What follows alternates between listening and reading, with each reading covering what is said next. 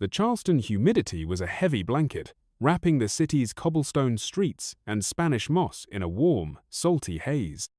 It was late May, and I'd just returned to our historic row house in South Battery from a 3-day real estate expo in Atlanta when I found it. A bookmark tucked inside a novel on our living room coffee table, a slim strip of leather embossed with low-country sunset, and a handwritten note for A. Can't wait for next time, T.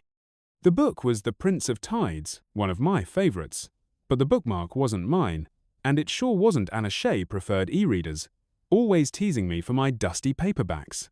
I held it, the leather soft, the ink crisp, and felt a prickle, like I'd stumbled on a crack in a pristine foundation. I'm not the guy who jumps to worst-case scenarios. At 37, I've learned most deals have clauses. I'm a real estate broker. I spot red flags, negotiate terms before the ink dries. Anna and I had been married 8 years, our life a charming mix of her historic preservation work, my property flips, and oyster roasts on our veranda. But that bookmark was a fault in the blueprint, a detail that didn't belong. I set it down, poured a bourbon from our bar cart, and stood by the French doors, the Battery's palmettos swaying, the harbor's briny scent mingling with jasmine. Maybe it was a gift, I told myself. Maybe a colleague's. But Anna hadn't mentioned any books, and my broker's instinct, the one that smells a shaky contract, said otherwise. Anna was out when I got home, her text saying she was at a Preservation Society fundraiser at the Gibbs Museum. She'd been busier lately, her evenings filled with restoration consults or donor dinners, her phone buzzing with notifications she'd brush off as work spam. I didn't dwell on either job was demanding, all about saving Charleston's past while wooing wealthy patrons. But now, that bookmark was a loose thread in the tapestry. I sat on our velvet sofa, the bookmark glinting under the chandelier, and noticed something else, a faint trace of cologne on the leather, cedar and amber, not my vetiver. Anna came home around 10, her silk shawl draped over her shoulders, her dark hair pinned up, a clutch in hand. "Hey, stranger," she said, her smile soft as the low-country breeze kicking off her heels. She smelled like magnolia and Prosecco, her usual post-fundraiser glow. Atlanta was all handshakes and high rises, right? Sticky, deal heavy. Missed you, I said, keeping it smooth, the bookmark heavy in my pocket. Found this in Prince of Tides. I held it up, casual as a closing pitch. Yours? Her smile didn't waver, but her eyes flicked to the bookmark, quick as a tide shift. "Oh, that," she said, laughing lightly. "Must be from a donor. Someone left it at the office, probably." "I'll check." She shrugged, moving to the kitchen to pour a glass of iced tea, but I caught the way her hand lingered on the pitcher, a subtle tremor in her poise. It was a polished answer. Anna was a pro at diplomacy. Years of charming preservationists had made her a verbal architect. But a donor's bookmark with a personal note? That didn't close. I smiled, let it slide, and we ate pecan pie on the veranda, her recipe, while she talked about the fundraiser, her voice warm but her gaze skimming past mine. The harbor lapped softly, the city's gaslights flickering, and I knew I was being rerouted. The next morning, I started surveying. Anna was at a restoration site, so I had the house to myself. I checked the coffee table again, no other clues, but the cologne scent lingered on the bookmark, sharp and foreign. I googled Low Country Sunsetted was a local artisan shop selling leather goods, not far from King Street. The note's T and A gnawed at me, so I cross-referenced Anna's contacts on our shared iCloud, still linked from our early days. A name popped up, Theo Marshall, listed as Preservation Contact. No texts, no calls, but the initial matched. I didn't want to believe it. Anna was dedicated, not duplicitous. She'd spend hours sketching historic facades, her eyes lit with purpose, leaving me post-its with doodled palmettos. But that bookmark was a termite in the framework. I checked her phone later, while she was showering, feeling like a sleaze but too deep to stop. Her texts with Theo M. were buried in a thread labeled work, but they weren't about restoration. That book hit different with you, he'd written. You make everything better, she'd replied, with a wink emoji. I set the phone down, the shower's hum a dull roar. I needed concrete evidence, something she couldn't gloss over. On Wednesday, Anna said she was meeting a donor group at Husk, a high-end restaurant downtown. I wasn't convinced. I borrowed a friend's black SUV, less conspicuous than my silver BM wand, followed her. Charleston's streets glowed with gaslight charm, the air thick with salt and magnolia, the sky a bruised indigo. She parked near Husk, stepped out in a navy dress I'd never seen, and went inside. I waited, parked a block away, my pulse loud against the cicadas' drone. She didn't come out for 3 hours. When she did, a man was with her mid-30s, lean, in a tailored blazer, with the easy confidence of old Charleston money.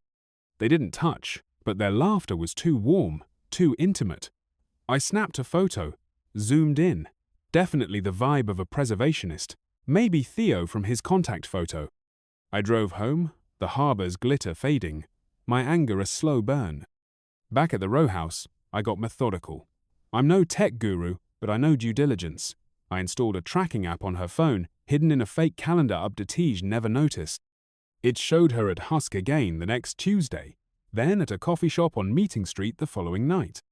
I checked her bank app, 150 at Husk, 200 at a boutique for event attire she hadn't mentioned.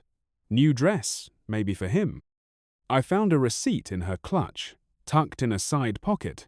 2 old fashions at Husk, dated last Wednesday, server's name, Lila. I went to the restaurant the next day, found Lila, and played the concerned husband. My wife was here, I said, showing Anna's photo. She okay? Saw her with someone. Lila nodded, clearing a table. The preservation lady? Yeah, she's in a lot with that guy, Theo. Always cozy. I tipped her, 25, and left, my jaw tight. I started asking around. Our neighbor, Miss Eleanor, a retired librarian who knew Anna from book clubs, mentioned seeing her with a sharp-dressed man at a harbor tour a few weeks ago. Thought he was a colleague, she said, pruning her azaleas. I forced a smile, my chest tight. Then I called Anna's co-worker, Grace, under the guise of planning a surprise for her next project. Grace was chatty but slipped that Anna had been distracted and spending time with Theo Marshall, the donor. I thanked her, my bourbon souring. The evidence was piling up, but it wasn't just about the paper trail. I was unraveling, caught between rage and grief. I kept seeing Anna's smile, the one that warmed our veranda, now aimed at him.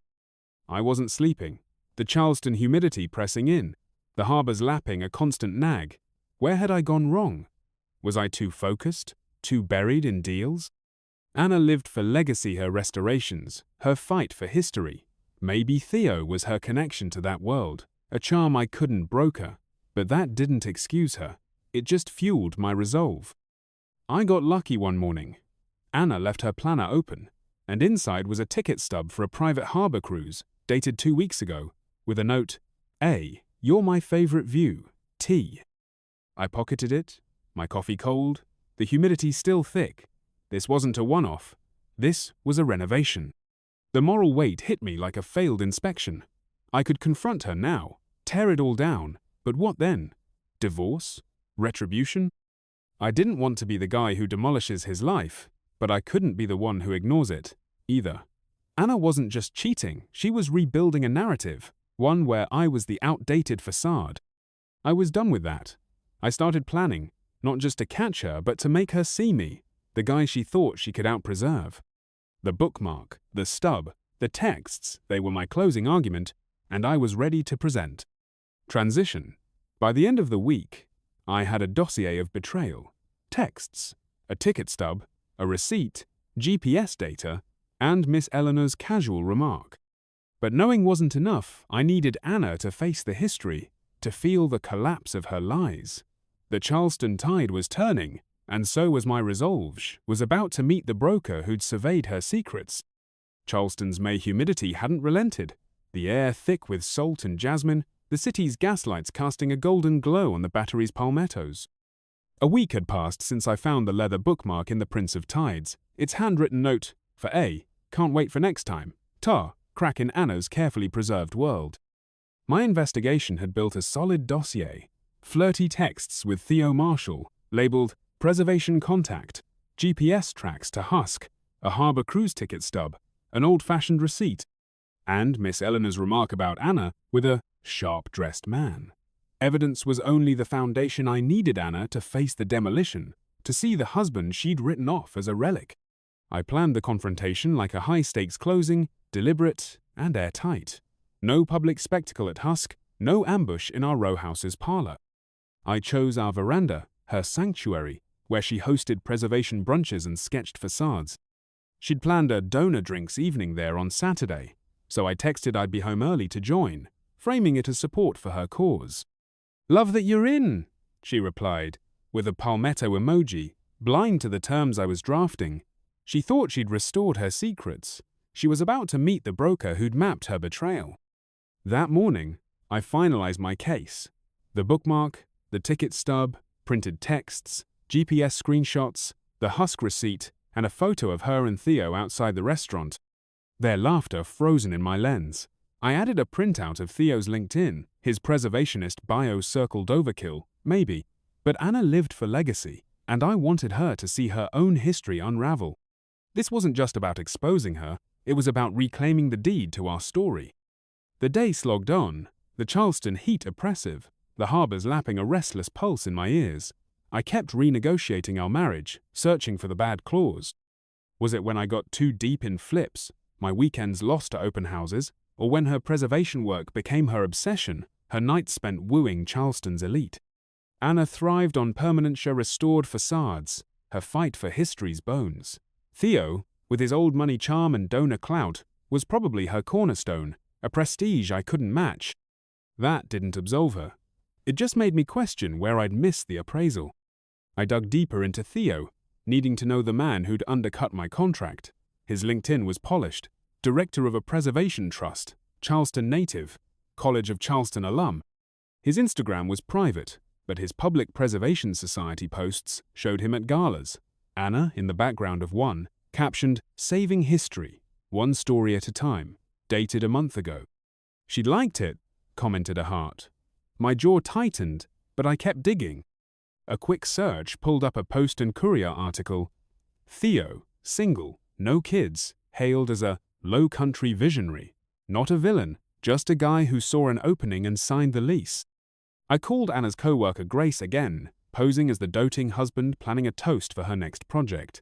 Grace was looser this time, maybe sipping rosé. "Anna's on fire," she said. "She and Theo are like preservation royalty, always at husk, scheming." I thanked her, my bourbon warm in my hand. Royalty, another nail in the frame. By afternoon, I was restless, pacing the veranda, the wicker chairs creaking under my steps. The moral dilemma was a lean on my soul. Confronting her would settle the score, but what then? Divorce was the cleanest exit, but did I want to sell off 8 years over an affair? Or was this about pride, proving I wasn't the guy she could outmaneuver? I could gut her send the text to her society board, torch her reputation, but that felt like arson, and I wasn't that desperate. Or was I? The humidity blurred everything, like the truth was wilting in the heat. I set up on the veranda early, the space draped in fairy lights, the harbor breeze carrying salt and cicadas hum. Anna had arranged a small gathering donors, colleagues, Prosecco on ice, her usual low-country charm offensive. I wore a tailored linen suit, blending in but feeling like an inspector at a gala, my dossier tucked in a leather folder. I claimed a corner by the palmetto planter, private but with a view of the crowd, and sipped a bourbon, the bookmark heavy in my pocket. Anna arrived at 7:45, radiant in a cream dress that caught the gaslight, her dark hair loose, a tray of shrimp and grits bites in hand. She worked the veranda like a preservationist, all grace and warmth, charming a donor couple, her laugh a soft chime over the chatter. I watched her, my chest tight, remembering the woman who'd sketched palmettos on my contracts, her hands smudged with ink. Now she was a stranger, building a legacy I wasn't part of. Then I saw him, Theo, in a seersucker blazer, lingering by the railing, his eyes tracking her. Their glances met, a silent agreement, and my blood surged. I waited, letting her think she was untouchable. She spotted me by the planter, waved, and glided over, her smile a perfect facade. "You're early," she said, kissing my cheek, her magnolia scent sharp. "This crowd's my heart. Glad you're here, Matt." "Wouldn't miss it," I said, my voice steady. Found something in Prince of Tides. I slid the bookmark across the planter, the low-country sunset notes stark under the fairy lights. Her smile froze, her eyes locking on it. "What's that?" she said, her voice tight, still playing the Preservationist. "Matt, you kept that? It's just a donor's. You're overthinking it." "Am I?" I set the ticket stub down, Theo's note clear. "Then there's this." I opened the folder, spreading the texts, GPS logs, receipt, and his LinkedIn printout like a failed inspection. Her face didn't crack, but her hand trembled, the Prosecco glass tilting. "Matt, this is insane," she hissed, her eyes darting to the donors to ensure no one noticed. "You're stalking me? That's pathetic." "Pathetic?" I leaned in, my voice low, sharp as a closing gavel. "Pathetic's lying about donors while you're cruising with Theo Marshall. Every Tuesday at Husk. I've got your texts, your GPS. Even Lila the server knows you're cozy. Wanna call it history again?" Her jaw tightened, and for a moment I thought she'd storm off. But she stayed, her eyes blazing like a fire-gutted manor. "You're twisting this," she said. "Theo's a partner, a connection. You're too busy flipping houses to get my work." "A connection?" I laughed, cold and bitter. "You're texting him winks, buying dresses, sneaking on cruises. What is it, Anna? His money? His low-country charm? Or just the thrill of erasing me?" She flinched, but she didn't break. "You don't get it," she said. "You're so transactional. Theo feels alive. He gets my passion. This," she gestured at the papers, "is nothing. It's not what you think." "Nothing?" I tapped the stub. "You're in deep, and I've got the survey. Keep preserving, Anna. It's almost a landmark." A donor glanced our way, sensing the tension, but I waved them off with a tight smile. Anna sipped her Prosecco, her eyes locked on mine, recalculating. "What do you want?" she said finally. "To ruin my event? My career? Go ahead, Matt. You're not as noble as you think." "I want the truth," I said. "No charm, no spin. You owe me that." She leaned back, crossing her arms. "Fine. Yes, I've been with him. It's not love, it's a spark. You wouldn't understand." A spark. The word hit like a collapsed beam, but I didn't waver. I'd exposed her, forced the deed, but it didn't feel like a closed deal. It felt like a foundation crumbling. We stood there, the fairy lights swaying, the veranda's warmth too close, like it was spotlighting our unraveling. I could have walked away, left her with the dossier and the donors. But part of me needed more, not an apology, but a why. Was it really a spark, like she said, or was she chasing a legacy I'd failed to build? I thought about our early Dacia dragging me to oyster shucks, her laugh when I botched a shuck. Where had that Anna gone? "You could have told me," I said, quieter now. "If you needed a spark, you didn't have to gut our history." She looked away, her fingers tightening on her glass. "You wouldn't have seen it," she said. "You're always so calculated." It stung, because there was a sliver of truth there. I'd been distracted, my life a ledger of deals and flips. But that didn't justify her. Nothing did. I closed the folder, left the bookmark on the planter. "Keep your spark," I said, "but don't expect me to rebuild it." I turned and walked inside, the veranda's glow fading, the Charleston night warm and sharp. The city hummed, daring me to decide. Divorce was the cleanest sale. But did I want to liquidate 8 years entirely? I could demolish her, send the text to her board, raise her preservation cred. Or I could walk away, rezone, build a life that didn't crack on her lies. The ticket stub was still in my pocket, a weight I wasn't ready to offload. I kept walking, the harbor breeze clearing, and felt the first hint of a new contract, not closure, but opportunity.